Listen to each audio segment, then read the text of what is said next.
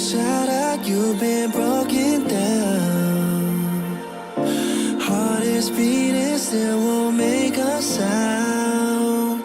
It feels like an angel straight from heaven, just like my lucky number 7.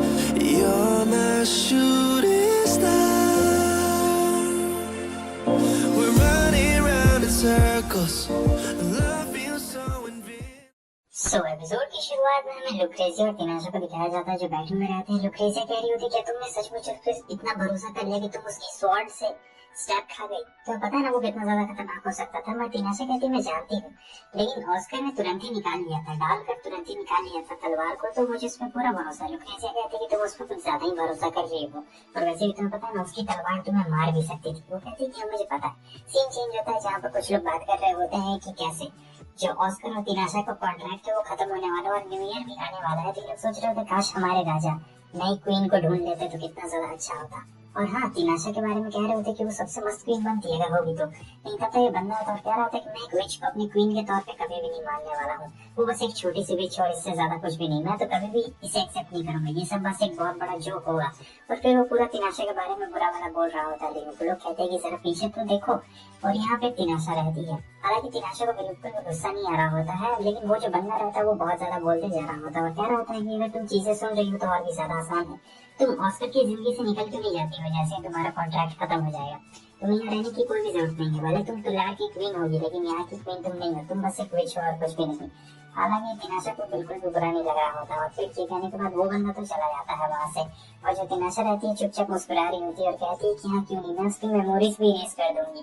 तब ये कहता है कि हाँ क्यों नहीं, जरूर जरूर कर देना, समझी। और यही और पता नहीं क्या हो रहा होता है, इस बंदे को काफी गुस्सा आ रहा था। हालांकि तिनाशा बिल्कुल भी गुस्सा नहीं कर रही होती, वो चुपचाप शांत खड़ी रहती है। अगले सीन में हम देखते हैं कि वो लड़की पूछ रही होती है कि आपने वहाँ पे कुछ किया क्यों नहीं, कुछ कहा क्यों नहीं। तब तिनाशा कहती है कि देखो मैं एक विच हूँ, और उसने सही कहा, विचेस बहुत ज्यादा खतरनाक होती है, विचेस क्वीन बनने के लायक नहीं है।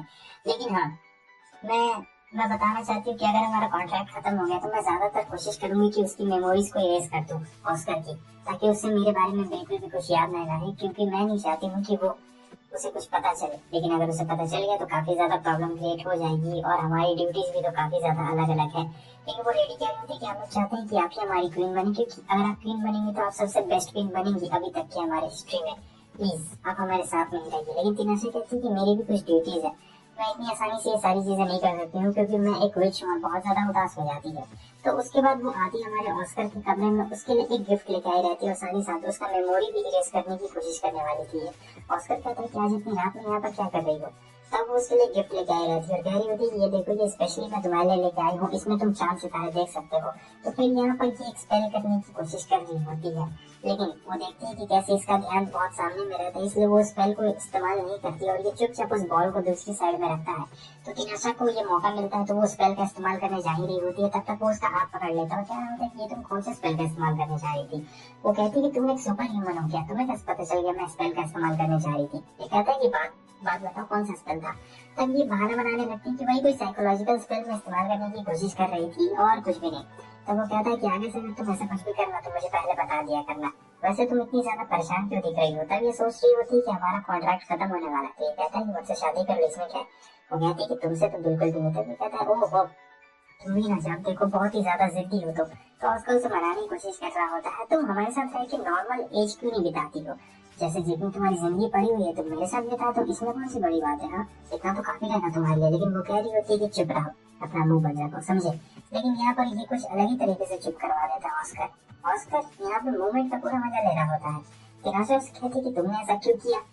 तब ये कहता तुम्हें पसंद नहीं है तो मुझे धक्का दे देती। वो कहती है कि अब मैं तुम्हें अपना पार्ट मान चुकी हूँ, तो अब मुझे तुम्हारे टच की आदत हो गई, तो मुझे कुछ बुरा बिल्कुल भी फील महसूस नहीं होता है। और फिर पता नहीं उसका चेहरा काफी उदास लग रहा होता है, इसलिए ऑस्कर उसे हक कर लेता और कह रहा होता है कि तुम बिल्कुल भी चिंता मत करो, मैं हूँ यहाँ पर तुम्हारे लिए, तुम बिल्कुल भी टेंशन मत लो, अगर कुछ भी यहाँ पे होता है तो मैं हूँ तुम्हारे साथ यहाँ पर। वो कहती है कि हाँ मुझे अच्छी तरीके से पता है, तो क्या तुम अपने जॉब के साथ आ गई या फिर तुम्हें क्या जॉब चाहिए था? फिर दोनों यहाँ पे बहुत ही ज्यादा क्लोज आ जाते हैं। वैसे ही दरवाजा कोई नॉक कर देता है और मोमेंट खराब हो जाता है। फिर ये बंदा रहता है, उसका कहता है कि सच मुझे अच्छा सा वैलिड रीजन दो वरना मैं तुम्हारा सर यहीं पे उड़ा दूंगा। फिर वो कहता है कि अच्छा हाँ मैं दे रहा हूँ। फिर देखता है कि अरे ये क्या लेडी तिनाशा भी वहीं पे रहती है। तो अचानक से तिनाशा जब बाहर देखती है तो वहाँ बाहर में बहुत ज्यादा ब्लास्ट हो रहे होते हैं। क्योंकि बाहर मॉन्स्टर्स ने हमला कर दिया रहता है और तिनाशा कह रही होती है कि बैरियर्स टूट चुके हैं, हमें जाके लोगों की मदद करनी पड़ेगी। तो ये लोग बाहर निकलते हैं और देखते हैं कि कैसे मॉन्स्टर्स ने हमला कर दिया रहता है सभी लोग के ऊपर। तो ये लोग जा रहे होते हैं और इस बंदे के ऊपर भी मॉन्स्टर हमला करने के लिए आया हुआ रहता है, लेकिन उस मॉन्स्टर को किसी ने हरा दिया रहता है। तो इस मॉन्स्टर के ऊपर मैजिक का इस्तेमाल किया गया रहता है। और बताओ मैजिक का इस्तेमाल कौन करेगा? तिनाशा करती है मैजिक का इस्तेमाल, उस मॉन्स्टर को हरा देती है और कहती है कि जाओ जाकर अंदर छुप जाओ। और फिर ये बंदा कह रहा होता है कि लेडी तिनाशा प्लीज हमारे मैजेस्टी का ख्याल रखिएगा, उनकी जान अब आपके हाथों में है। वो कहती है कि हाँ मैं उसका पूरा ख्याल रखूंगी। और यही कहने के बाद तिनाशा एकदम तेजी के साथ ऊपर चली जाती है, अपने मैजिक से अपने सर्वेंट्स को बाहर निकालती है और कह रही होती है जाओ जितने भी मॉन्स्टर्स देख रहे हैं सारे मॉन्स्टर्स को मार दो। उसके बाद उसके जो सर्वेंट्स रहते हैं वो सारे मॉन्स्टर्स को मारते जा रहे होते हैं जितने भी उसके रास्ते में आते हैं। तो इनके लिए कुछ ज्यादा बड़ी बात नहीं रहती है। अब ये अपने मैजिक से बारिश करवाना चाहती थी, क्योंकि आग जो लगी रहती है वो आग पूरी बुझ चुकी रहती है। इधर हमें ऑस्कर को भी दिखाया जाता है जो मॉन्स्टर्स को मार रहा होता है और फाइनली यहाँ पे बारिश होती है, आग बुझ चुकी रहती है, तो मॉन्स्टर्स भी सारे खत्म हो गए रहते हैं। तो एक जो लेडी रहती है वहाँ पर गिरी हुई रहती है, तो ऑस्कर जाता है उसकी मदद करने के लिए, कह रहा होता है कि लेडी आप ठीक तो है, आइए आइए खड़ी हो जाइए मेरा हाथ पकड़ के। तो वो लेडी जैसे ही इसका हाथ पकड़ती जैसे अचानक से एकदम स्ट्रोक मार देता है, जैसे कि कुछ हो गया हुआ। फिर हम देखते हैं कैसे अब ये बेहोश हो रहा होता है, इसके हार्ट में बहुत तेजी के साथ दर्द हो रहा होता है क्योंकि पॉइजन इसने फैला दिया रहता है। और ये वही जासूस मेड रहती है, समझे। और ये करने के बाद वो मेड तो वहाँ से भाग गई रहती है, ऑस्कर वहाँ पे गिरा पड़ा हुआ रहता है। तो कुछ देर के बाद वहाँ आती है तिनाशा को देखती कि ऑस्कर ऐसे गिरा हुआ क्यों है। वो उसे पलटती हुई चेक कर रही होती है कि आखिर इसे क्या हो गया है। तो ढूंढने पे उसे उसके हाथ में एक पिन गड़ा हुआ मिलता है और ये देखकर वो काफी ज्यादा घबरा गई रहती है क्योंकि स्पेशल टाइप का मैजिक रहता है। तिनाशा यहाँ पे अपनी पूरी कोशिश कर रही होती है उसे उठाने की, लेकिन वो उठता बिल्कुल भी नहीं। आगे हमें दिखाया जाता है कि तिनाशा उसे कैसल में लेके आ गई रहती है और हील करने की कोशिश कर रही होती है। लुक्रेजिया भी आती है और देखती है कि ये क्या। तब हमें पता चलता है कि एक बहुत ही स्पेशल टाइप का कर्स है और इस कर्स को आज तक कोई भी हरा नहीं पाया है, समझे। तो इस कर्स से जान जानी पकती है ऑस्कर की। लेकिन यहाँ पे इसके दिमाग में एक आइडिया रहता है और कह रही होती है कि मैं कुछ कर सकती हूँ, मैं अपनी और इसकी बॉडी एक्सचेंज कर देती हूँ और इसका जो कर्स है मेरे बॉडी के ऊपर आ जाएगा, क्योंकि देखो मेरे अंदर बहुत सारी मैजिकल पावर है, तो मैं आराम से उस पेन को महसूस कर सकती हूँ और उसे संभाल भी सकती हूँ। तो लुक्रेजिया मुझे इसके लिए तुम्हारी मदद चाहिए। लेकिन लुक्रेजिया मना कर रही होती, कह रही होती क्या ये इंसान उसके लायक है कि तुम इसके लिए अपनी जान खतरे में डाल सकती हो। तो पता है ना तुम इसमें मारी भी जा सकती हो। वो कहती मुझ पर भरोसा करो। अब बहुत मनाने के बाद यहाँ पर तैयार हो चुकी रहती है लुक्रेजिया मदद करने के लिए। लेकिन लुक्रेजिया अभी भी कह रही होती है कि ये बहुत ही ज्यादा खतरनाक है, मैं ये करना नहीं चाहती हूँ। और तिनाशा कह रही होती है कि अगर मुझे कुछ हुआ तो प्लीज मेरी मेमोरीज उसके दिमाग से मिटा देना। लेकिन वो कहती है मैं तुम्हारी मेमोरीज उसके दिमाग से नहीं मिटाने वाली हूँ, उसे भी तो पता चलना चाहिए कि आखिर उसकी वजह से तुम्हें क्या हुआ था। तो उसके बाद अब यहाँ पे तिनाशा अपने आप को बांध लेती है कुर्सी से बहुत तेजी के साथ, क्योंकि ये वाला जो मैजिक होने वाला था इसमें जान भी जा सकती थी इसकी और बहुत ज्यादा एनर्जी भी यहाँ पे लगने वाला रहता है। तिनाशा को भी अच्छे से पता रहता है कि उसके सर्वाइवल के चांस बहुत ज्यादा कम होने वाले हैं, लेकिन वो फिर भी रेडी रहती है क्योंकि यहाँ पर उसे ऑस्कर की जान भी बचानी रहती है। फिर अब ये लोग मैजिक शुरू करते हैं, इन लोगों ने मना किया रहता है। तो ऑस्कर यहाँ पे उठता है और देख रहा होता है कि ये क्या है। तभी उसका जो दोस्त रहता है कह रहा होता है कि आप उठ गए, आपको कुछ चाहिए क्या। ऑस्कर कहता है कि नहीं मेरा हाथ थोड़ा सा भारी भारी और अजीब सा लग रहा है मुझे। तो यहाँ पर तिनाशा ने सभी को मना कर दिया रहता है उसे बताने से। उन लोगों को बस इतना बताया गया रहता है कि तिनाशा कहीं गई है, उसे मैजिक की जरूरत है, मतलब हीलिंग मैजिक की जरूरत है, इसलिए वो हील होने के लिए गई है। और ऑस्कर को कुछ भी बताने से मना किया हुआ रहता है। ऑस्कर कहता है मैं बस आराम करना चाहता हूँ। तो यहाँ पे जो उसके साथी रहते हैं वो सभी चले जाते हैं कमरे के बाहर। अगले दिन की सुबह दिखाया जाता है कि वो तिनाशा के दिए हुए बॉल को देख रहा होता है और सोच रहा होता है कि आखिर ये क्या है। तब तक वो बंदा वहाँ से गुजर रहा होता है।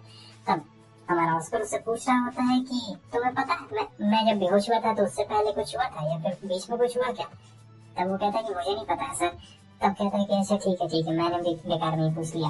उसके बाद ये कह रहा होता है कि सर आपको अपनी क्वीन ढूंढनी चाहिए, क्योंकि हमें लगता है कि बिल्कुल सही वक्त पर प्लीज किसी ऐसे कैंडिडेट को चुनिएगा जो आपके लिए बहुत ही सुटेबल हो। लेकिन यहाँ पे जैसे वो क्वीन के बारे में बोलता है ऑस्कर को तिनाशा की याद आ रही होती है और जैसे उसे तिनाशा की याद आती है तब हमें रात में दिखाया जाता है कि वो कहीं पहुंच जाता है, कैसल के ऐसे कोने में पहुंच चुका रहता है जहाँ पर उसे नहीं पता रहता। लेकिन जब वो अपना हाथ आगे बढ़ाता है तो हाथ आर पार हो जाता है दीवार का और वो दीवार के अंदर घुसता है तो उसे लुक्रेजिया दिखाई देती है। लुक्रेजिया कहती है कि तुम यहाँ पे क्या कर रहे हो, हमने सबको मना किया था, तुम्हें कैसे पता चल गया। वो देखता है कि तिनाशा की हालत यहाँ पे इतनी ज्यादा खराब क्यों है। वो लुक्रेजिया से पूछता है कि आखिर बताओ बात क्या है, क्योंकि किसी ने भी इसे कुछ भी नहीं बताया रहता है। और फिर लुक्रेजिया इसे सारी बातें बताती है। अब ये सुनकर वो काफी ज्यादा टेंस हो जाता है और कह रहा होता है क्या ये जिंदा है। वो कहती है कि हाँ ये जिंदा तो है लेकिन इसके चांसेस बहुत ही ज्यादा कम है। अब मुझे पता नहीं है कि आखिर क्या होने वाला है क्या नहीं होने वाला है। वो देखता है कि उसका जो मार्क रहता है वो तिनाशा की बॉडी में फैल रहा होता है और वो मार्क देख काफी ज्यादा घबरा गया रहता है कि कहीं तिनाशा को कुछ होना जाए, तो वो कपड़ा हटाने वाला रहता है। लुक्रेजिया मना करती है और कहती है किसी भी वुमन को अच्छा नहीं लगेगा अगर कोई उसे ऐसे देखे तो। और ये कह रहा होता है कि ये सब मेरी गलती की वजह से हुआ है और मैं देखना चाहता हूँ। तो फिर वो कपड़ा हटा देता है ऊपर से, तो देखता है कि तिनाशा के पूरे बॉडी में एकदम मार्क्स लगे हुए रहते हैं और ये पॉइजन फैल रहा होता है। अगली सुबह का सीन हमें दिखाया जाता है जहाँ पे तिनाशा उठ चुकी रहती है और लुक्रेजिया कहती है तुम्हारा स्वागत है। लुक्रेजिया ने इसे नहीं बताया रहता है कि यहाँ पे ऑस्कर आया था इसे देखने के लिए और ऑस्कर को सारी बातें पता है। सब तिनाशा वापस चली जाती है ऑस्कर के पास। ऑस्कर कह रहा होता है तो गुड मॉर्निंग, तुम आ गई अपनी जर्नी से। वो कहती है कि हाँ मैं जर्नी से आ गई, मैं पूरी तरीके से हील हो गई हूँ। ऑस्कर उसे कह रहा होता है अच्छा तुम पूरी तरीके से हील हो गई हो, ठीक है तो मैं देखना चाहता हूँ, चलो अपने कपड़े उतारो। वो कह रही होती है क्या बदतमीजी है तुम्हारी, हाँ मैं नहीं उतारने वाली हूँ। ऑस्कर कहता है मैं तो बस मजाक कर रहा था, मैं देखना चाहता था कि तुम पूरी तरीके से हील हो चुकी हो या फिर नहीं हुई हो।